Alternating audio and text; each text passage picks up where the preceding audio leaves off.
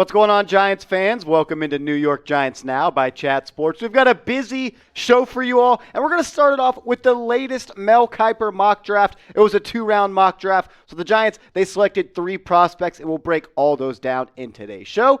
And then we're going to talk about trading for Deebo Samuel. A lot of you have asked me about it. I've been reluctant to do it on the show, but you guys asked for it, so we're going to do it on today's show. Stay tuned for that. That's at the end of the video. And also, subscribe for free daily videos around the latest Giants news and rumors, and we're going to be going live for Pick 5 and Pick 7 in the 2022 NFL Draft. So subscribe and turn your notifications on so when you get that noti, you can join the party as we rock out for the 2022 NFL Draft. And I want to do this on today's show. If you're already a subscriber, go down and type me in the comments section. Everyone that types me, I'll be giving you a shout out on the next show. So if you're already subbed, go down and type me for a shout out on the next New York Giants Now. But first, the Mel Kiper Mock Draft, and this is what the first 4 picks played out in his latest mock. He had Aiden Hutchinson going number 1 to the Jacksonville Jaguars, and then a surprise, the highest I've seen him go, that being Sauce Gardner, going number 2 overall to the Detroit Lions. Then Travon Walker, the Combine winner and Combine stud, going number 3 to the Houston Texans. And then Kayvon Thibodeau going number 4 to the Jets.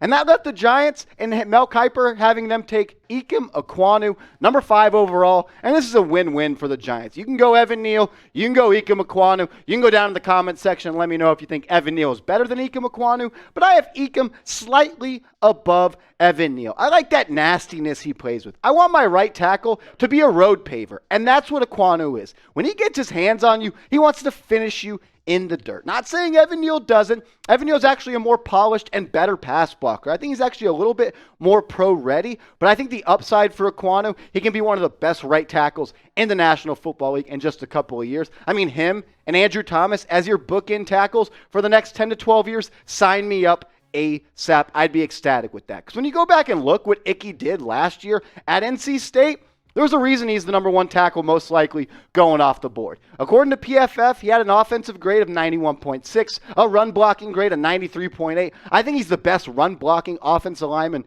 in this draft, but his pass blocking, it's not because of fundamentals. He just needs a little bit more reps at it. His pass blocking grade, 78.3 according to PFF, but he gave up just 2 sacks last year. Mel Kiper in this situation, he had the Giants selecting Ikem Ekwonu. But if the draft played out like this, where it was Aiden Hutchinson, Sauce Gardner, Travon Walker, and Kayvon Thibodeau, go down in the comments section and let me know who you would pick in this situation. Would it be Kyle Hamilton? Would it be someone else? Let me know in the comments section who you would take at number 5 in this situation. And make sure you're subscribed to the channel. We're trying to get to 7.5 thousand subscribers by the time of the NFL Draft. And you're like, why should I subscribe if this is your first time watching a video? Because we have free daily videos around the latest Giants news and rumors, and we're going to be going live for the NFL Draft. So lock in, hit that big red button, and enjoy free daily videos around the latest Giants news and rumors. In the 6th pick of the 2022 NFL Draft, Mel Kiper has the Carolina Panthers selecting Malik Willis. So there's still some very good prospects on the board. Do you want to go with an edge rusher? Do you want to go with a safety? Well, Mel Kiper, he had the Giants selecting Jermaine Johnson, the edge rusher out of Florida State, a player we really haven't talked too much on the channel about. 6'5", 254 pounds, and he had a breakout year at Florida State after transferring from Georgia. His stock really started to rise at the Senior Bowl. He was the best player on the field. Didn't actually play in the game, but the practices leading up to it, he showed why he's going to be a top 10 pick in the NFL Draft. And I like him because he can play all 3 downs right away. He's a great pass rusher, but he's also great at stopping the run. And that's why he had 17.5 tackles for loss last year, 11.5 sacks, and he has tremendous bend for a man his size. He gets under tackles despite being 6'5". He has a stout lower half, and he sets a hard edge in the run game. He's an Iron Man, and he averaged about 61 snaps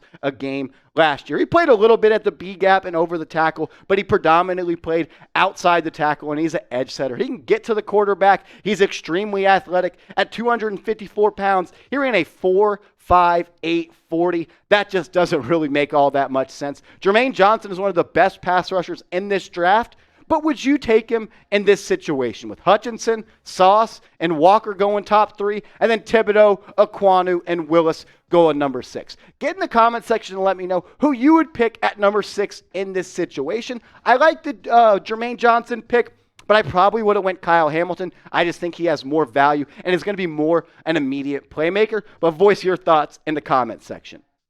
In the second round with pick number 36, Mel Kiper had the New York Giants selecting Jalen Pitre, the safety out of Baylor. And I love this prospect, and I love this pick. I really think he's going to be the Honey Badger 2.0. He plays just like him. He plays with the same tenacity. He's all around the football.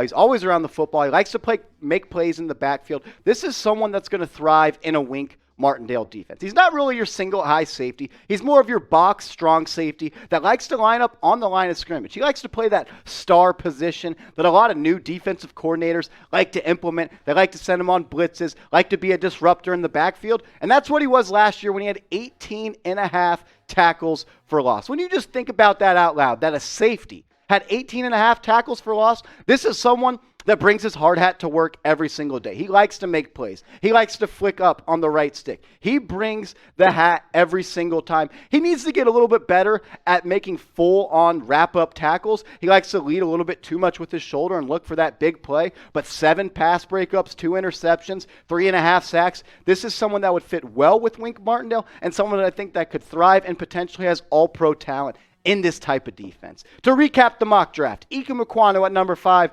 Jermaine Johnson number 7, and Jalen Pitre at 36. So you fill the need at the right tackle spot in Ikem Ekwonu. You get an edge rusher in Jermaine Johnson, and you get a playmaking safety in Jalen Pitre. You fill 3 needs. So get in the comments section and grade this mock draft for me. A, B, C, D, or F. I'm curious where all you are thinking. So go down and let me know by grading this mock draft in the comments section. Another way you can stay up to date on the latest Giants news and rumors is over on Rumble, which is a very similar app to YouTube. It's a content creator app for videos, and we're on it, and we're posting our Giants content on it. One of my favorite features that they have is that you can close out the app, and the audio will continue to play in the background. So if you're working out or going on a run, you can stay up to date on the latest Giants news and rumors without physically having to watch the screen. So go give us a follow, show some love, rumble.com/NYGiantsTV. And the topic of today's show, and probably why you clicked on the video, should the Giants trade for Deebo Samuel? The trade rumors around him have picked up lately. He's unfollowed the team on Instagram. He wants a new contract. He's looking for about $25 to $30 million per year, and for good reason. What he did last year was one of the most incredible seasons we've seen by a playmaker. But does it make sense for the Giants right now to go out and make that type of move and give up the draft capital for a player like Deebo, who's one of the best playmakers in the NFL? 59 carries, 77 receptions, 1,400 receiving yards, 365 rushing yards, and 14 total touchdowns. We can talk and argue if the Giants should make the trade, but we can't argue about how good of a football player Deebo Samuel is. He makes plays. That's all he does. Touchdown after touchdown. And he's not just some gadget type of player. You can line him up outside, and he can beat corners and one-on-one coverage all day long. He's dynamic after the catch, and I would love to see him in Giants blue. And I think this is what a trade would have to look like. You'd give up pick number 7 as well as James Bradberry, and you could get back Deebo Samuel. I'm not even sure if this is enough for Kyle Shanahan and John Lynch to make this trade. But you be the GM. Would you make this trade if you were sitting in the seat of Joe Schoen? Is Deebo Samuel the type of player you want? Can the Giants afford it? We'll break down the cap situation in just a second. Would you want to give up the number 7 pick for a wide receiver? Would you rather just go and get Garrett Wilson? Would you rather draft the best player available? Go down in the comments and type A for accept, or if not, you can go down and type D for decline. The Giants right now have about $6.7 million in cap space. So not a lot of wiggle room you would think to make a Deebo Samuel trade work. But let's break it down. Next year, they have about $95.4 million in cap space, which is one of the most in the National Football League. And Deebo Samuel, he has a cap hit for the 2022 season of $4.8 million. He wants a contract extension. He wants to secure the bag, $25 to $30 million per year. That's not going to change his 2022 cap hit. And if you trade James Bradberry, you also save $12.1 million. So the Giants right now, they technically have enough money under the salary cap, that 6.8 figure, to fit in the $4 million owed to Deebo Samuel. You would obviously have to give him a contract extension, maybe 4 years, $100 million, 5 years, $120 million, something like that. But you can backload that contract to eat up the salary cap next year when the Giants have $95 million. And if we've learned anything, you never say never in the National Football League. If you made it this far, you're probably, Marshall, this doesn't make much sense, or you already clicked out of the video. But we didn't think Tom Brady was going to retire and then come back. We didn't think that Tyreek Hill was going to get traded to the Miami Dolphins. We didn't think Devontae Adams was going to get traded to the Las Vegas Raiders. And the list goes on and on. The Giants, they really had the cap flexibility to make a trade like this work where they could pay him the big bucks, fit him under this year's salary cap while paying him big top dollars next year. I think it makes sense. Would I make the trade? Probably not, because the Giants really aren't in win now mode. And how much longer is Deebo Samuel going to be great? This was his first breakout season, but he's already approaching his second contract in the National Football League. And if the Giants want to take a wide receiver, I would probably just take one at 7, so he's cost controlled for the next 5 years. I think that makes more sense and falls more in line with the way that the Giants are moving and constructing their roster. I appreciate everyone that's made today's show a part of their day. Go and give me a follow on Twitter at @MarshallGreen_. I'd appreciate it. I'm tweeting about the Giants all day, every day, and that's another way to be notified when we drop videos on this channel, because I'll tweet them out. And make sure you're subscribed and have your notifications turned on, so when we go live for the NFL Draft, you can join the party.